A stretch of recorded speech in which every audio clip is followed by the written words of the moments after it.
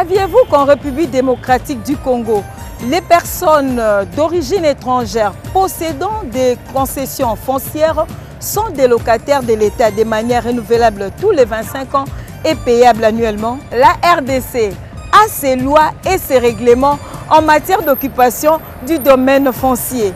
Les étrangers ou les nationaux possédant des certificats d'enregistrement des concessions ordinaires sont soumis à des frais appelés redevance foncière. Quand est-ce qu'un Congolais est soumis à la redevance foncière?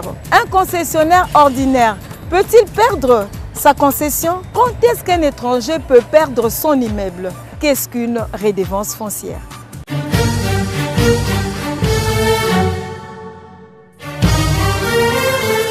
Redevance foncière, ce sont des taxes qu'un propriétaire d'un immeuble paye vis-à-vis de l'État. Ce sont des frais qu'un assujetti bénéficiaire d'un contrat de concession ordinaire paye annuellement pour le compte du trésor public. Un étranger ou bien concessionnaire peut perdre donc la partie des terrains qu'il occupe lorsqu'il n'arrive pas à payer ses taxes ou bien ses impôts. Ils doivent toujours verser quelque chose à la fin du mois ou plutôt trimestriellement ou plutôt à la fin d'une année. Donc il doit verser quelque chose au service de l'État pour que notre État fonctionne normalement. Cette matière-là de redevance, en fait, il est juste soumis à des personnes morales. Et également, elle est soumise, la redevance, bien sûr, soumise également aux expatriés. Lorsque un Congolais est soumis à une redevance, c'est-à-dire quand il représente une personnalité morale, c'est-à-dire ce n'est plus moi, M. Christian, mais plutôt un établissement que moi je gère. À ce moment-là, parce que si on voudrait établir un titre, on ne va pas l'établir à mon nom, mais au nom de l'établissement. Il y a des cas spéciaux où il paie les paires de main. Ce n'est pas évident si la mise en valeur est là. Il y a toute une procédure à suivre. Donc, soit à l'expiration de ces contrats, mais il y a toujours possibilité de renouveler. Parce que le contrat de concession ordinaire est consenti pour un terme de 25 ans renouvelable. C'est-à-dire, s'il y avait déjà la mise en valeur et que le délai est expiré, la personne a toujours la possibilité de renouveler son contrat et il rentre dans ses droits.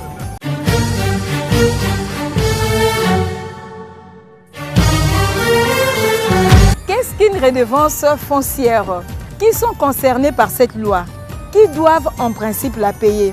Comment se calcule-t-elle? Qui sont exemptés de la redevance foncière? L'expert répond.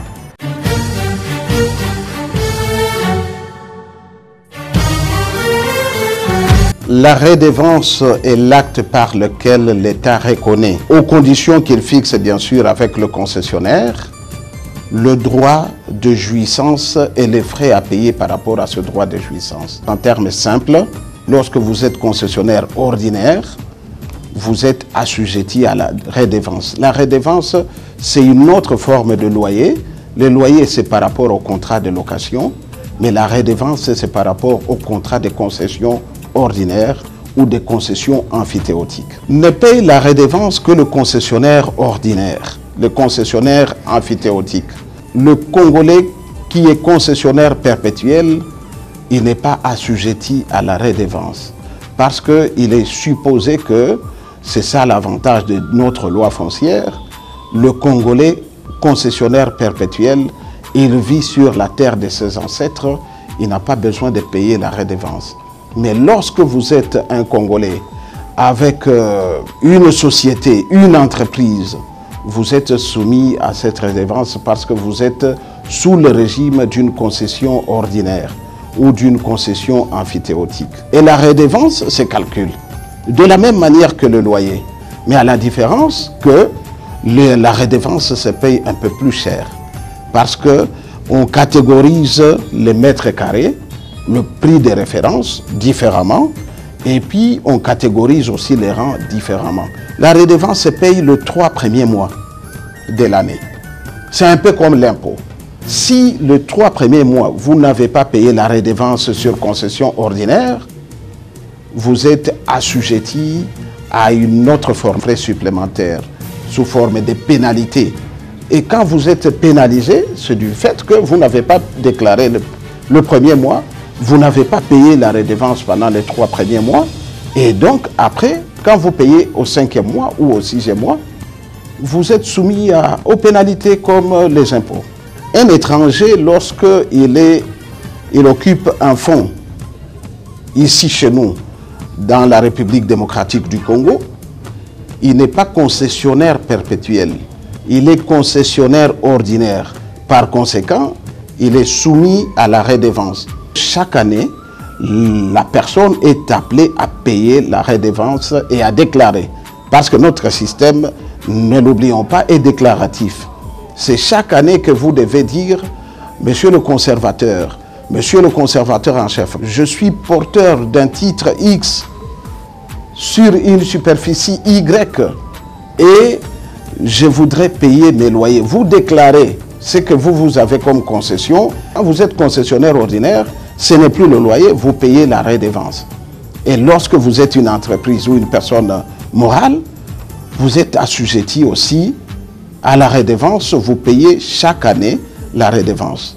Quand vous ne payez pas la redevance et que vous êtes concessionnaire ordinaire, l'État, représenté par le conservateur des titres immobiliers, l'État représenté par le ministre des Affaires foncières, l'État représenté par le gouverneur, peut vous informer que vous n'êtes pas en règle avec lui.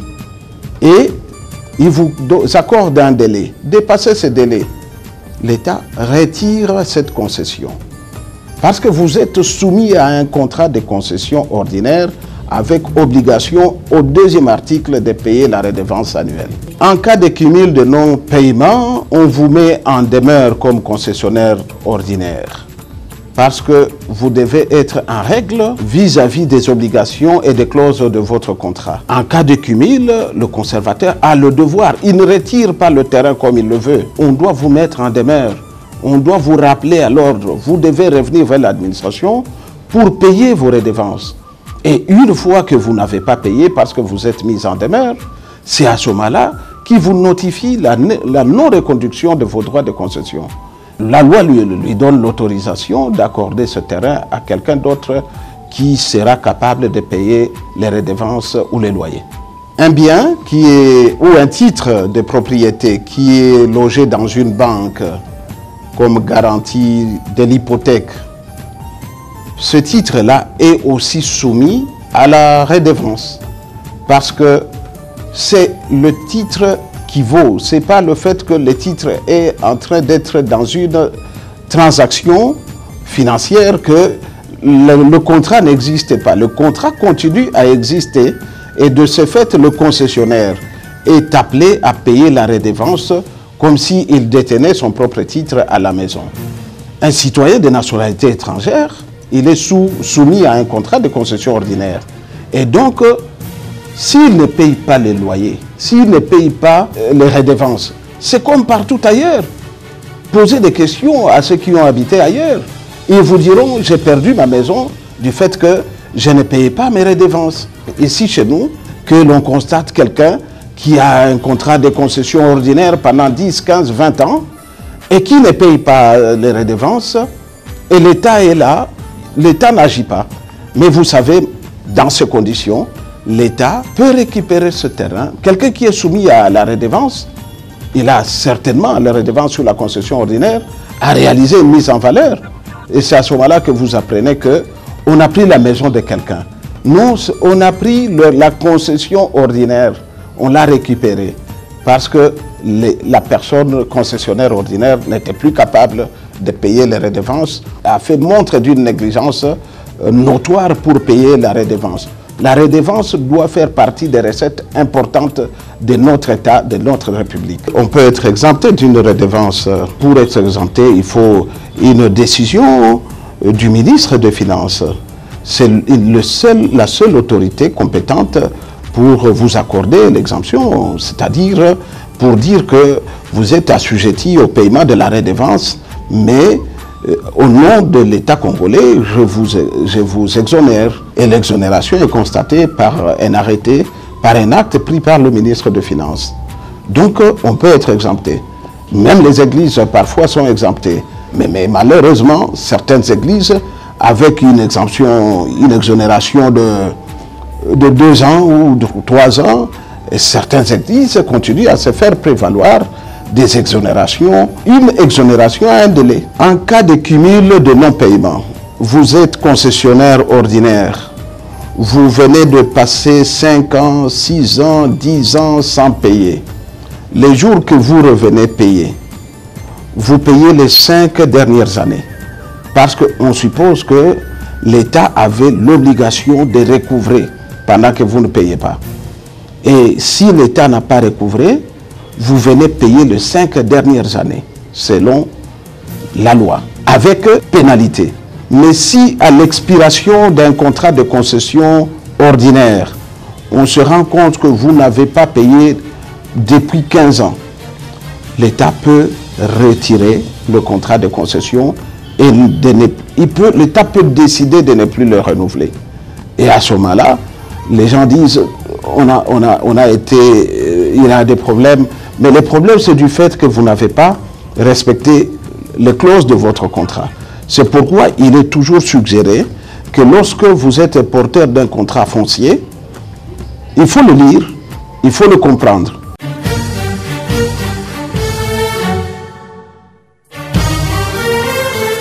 Notre pays, la République démocratique du Congo, a besoin de recettes surtout dans le domaine foncier.